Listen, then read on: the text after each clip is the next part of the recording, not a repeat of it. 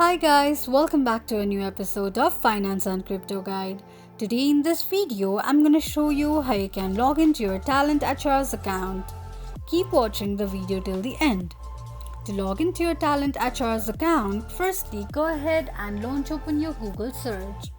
On the search box at the top, type in www.talenthr.io and make a search. The official page of Talent HR's account will appear on the screen. Click on three lines at the top right corner of the page. From the drop-down, tap on Login. On the next page, enter your domain name, email address, and password associated with your Talent HR's account and tap on Login.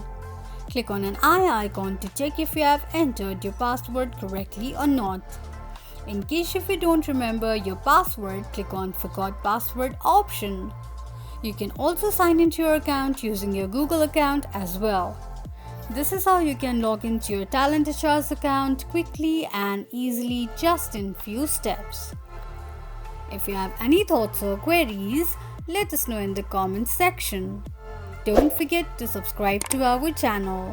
Also press the notification bell icon so that YouTube will notify you whenever we post a new video. I hope this video was helpful to you. Thank you so much for watching.